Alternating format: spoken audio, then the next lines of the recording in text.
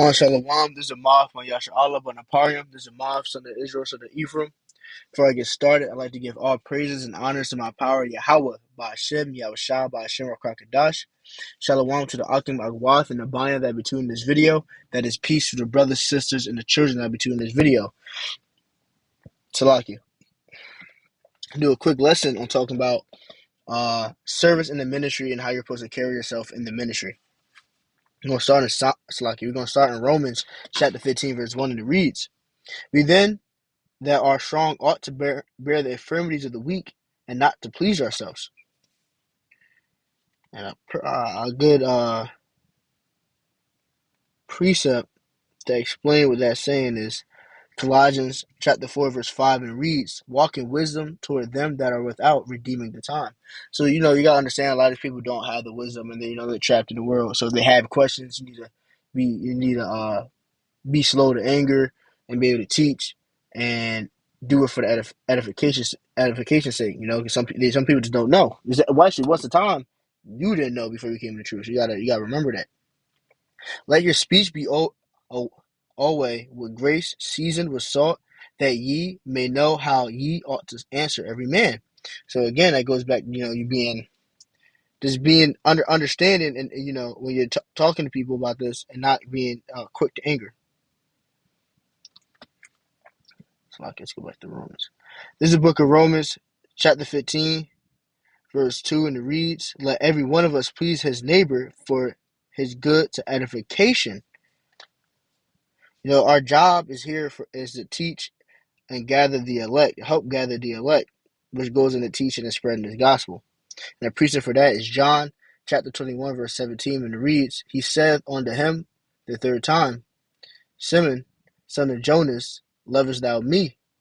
Peter was grieved because he said unto him the third time, Lovest thou me? And he said unto one, Thou knowest all things, thou knowest I love thee. Yahushua saith unto him, Feed my sheep." Our job is to feed our sheep. That's how you really show that you love the Lord, that you feed the sheep. That having this word should give you this type of zeal that you want to go out to the world and tell people about it. Now, granted, you gotta do it cautiously. You gotta be smart with it, because sometimes you can't be not smart to be in a workplace and do it, because you might lose your job because you know you know.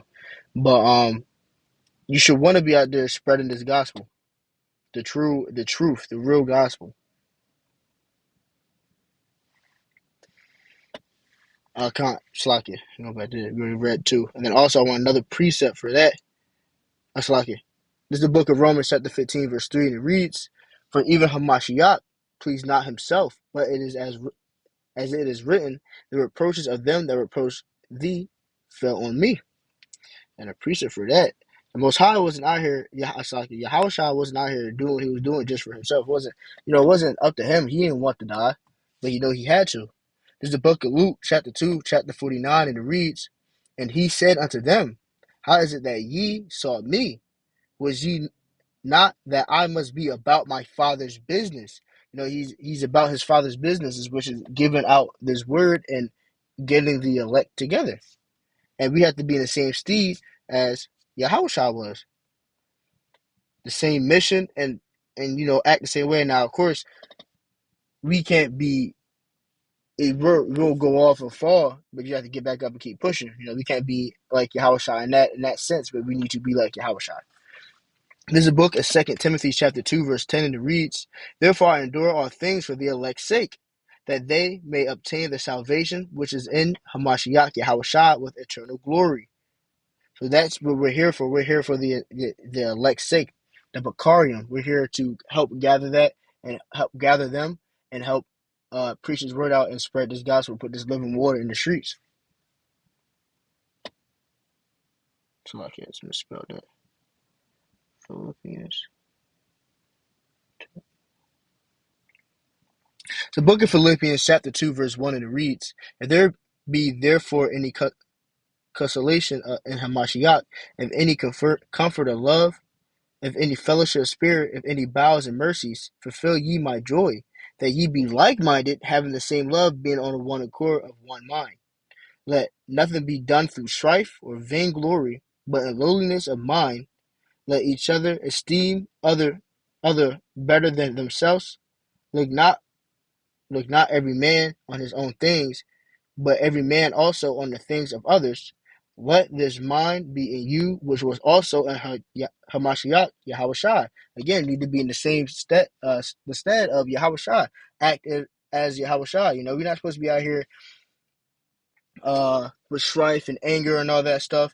You know, this is the happiest is the man that findeth wisdom. You found wisdom. You should be happy just off that power right there. Now you're out here and you have to move a certain way because also you don't want to bring blame back to the ministry. You out here maneuvering a certain way in this world to one, not bring blame to the ministry, and two, to hopefully bring the elect back in. I want to talk about the fourth precept. So like I'm gonna talk about the third precept. Let nothing be done through strife or vainglory, but in lowliness of mind let each other let each esteem other better than themselves. You need to be meek, you know. You don't want to be prideful. Pride was not made for man. And that's something that's very important. Let's go to Galatians. I'm gonna go to Galatians. The book of Galatians, chapter 6, verse 1, and it reads, Brethren, if a man be overtaken in a fault, ye which is spiritual, restore such as one in spirit of meekness, considering thyself, lest thou also be tempted. You don't look if you look at a man going through something, don't look at that man and be now obviously we are here to judge, but judge righteously. But when it comes to this, you're not here to be judging that man like and damning that man, because that could be you the very next day. That could be you the very next day. Let's move on. This is the book of Galatians, chapter 6, verse 2, and it reads, Bear ye another burden, so fulfill the law of Mashiach. The charity, I'm gonna paraphrase it. Charity covers a multitude of sin. You know, you help your brothers, spend time with your brothers, read the Bible with your brothers. If your brother need help and you have it, if you have it, lend a hand. Now, if you don't have it and you giving out stuff, that's not wise of you at all. Let's move on. For if a man think himself to be something when he is nothing, he deceiveth himself. Again, that goes back into being prideful. Do not be prideful. You be meek. You are nothing. No matter how high you are in this, you're like it says, our righteousness is equal as dirty rags. You need to be meek. The meek will inherit the world. This is very important as well. But let every man prove his own work, and then shall he have rejoiced in himself alone and not in another. For every man shall bear his own burden. Again, now just because you're in the truth does not mean you could be out here. Oh, I have the brothers, so it's cool. I'm gonna go get them to have that. They're just get it done for me. Nah, man. Now, granted, again, that's what the brothers are for to have help. But it's also you have to have your house in order. You have to be a man. It says be a man, gird up your loins. You need to be a man and handle your affairs. So, book of Isaiah, chapter 38, verse 1, and it reads, In those days was Hezekiah sick unto death, and Isaiah the prophet, the son of Amoz, came unto him, and said unto him, Thus saith Ha-Adonai Yahweh, set thine house in order, for thou shalt die and not live. You need to have your house in order before above all things, man. You need to have your house in order. You need to handle your affairs and be a man. Now, granted, sometimes people will fall short, and that's when it goes back to you being able to ask for help, but you need to at least try first. This is also going back into carry your own burden. It's the book of Luke, chapter 9, verse 23, and it reads, And if he said to them all, If any man will come after me, let him deny himself and take up his cross daily and follow me. You need to be able to handle your burdens and carry your burdens as well. Just like Yahweh Shai had to carry his own cross, his burden is the same thing as us. We're not better than our master. Let's go to Sirach. This is the book of Sirach, chapter 24, verse 34, and it reads, Behold, that I have not labored for myself only, but all them that seek wisdom. All them that seek wisdom, that's going into the elect. You know, the Bacarium. We are here for the Bacarium's sake. For the people that want wisdom, we are here to help bestow that wisdom on them. Let's go to Leviticus 19:18. It's the book of Leviticus, chapter 19, verse 18. It reads, Thou shalt not avenge. Sorry, 17, Salakia. The book of Leviticus, chapter 19, verse 17, it reads, Thou shalt not hate thy brother in thine heart. Thou shalt in any wise rebuke thy neighbor, and not suffer sin upon him. Thou shalt not avenge nor bear any grudge against the children of thy people, the children of thy people that's going to Israel. And that's not just people in the ministry, that's also any other Israelite out in the street. Nor bear any grudge against the children of thy people, but thou shalt love thy neighbor as thyself. I am Ha-Adawan Yahweh.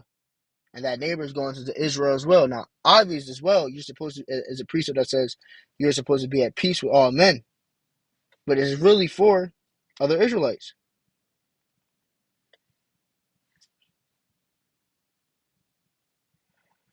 This is the book of Romans chapter 13, verse 10. It reads, Love worketh no ill to his neighbor. Therefore, love is fulfilling the law. Again, you need to walk with love with your neighbor as in through your other Israelites. Especially the brothers in the ministry. It's a certain way you need to carry yourself, and that's how you're supposed to carry yourself. Romans. Go to Hebrews. Slack it, y'all. Bear with me. It's the book of Hebrews, chapter 12, verse 14. This is the book of Hebrews, chapter 12, verse 14. It reads, Follow peace with all men and holiness, without which no man shall see Ha-Adawan. You need to be at peace with all men. And you shouldn't be walking around angry and just being like, damn you, yada, yada, yada. Now, granted, yes, I'm not saying go out here and kiss Esau's ass, but you ain't got to be like, every time you see him, you ain't got to damn him. They are going into slavery. That's a fact. A fact. But it's also a way we need to carry ourselves, because if you just at work, you see either might walk past and you say that might bring blame back to the ministry. This is a certain way to carry yourself. You need to have peace with all men.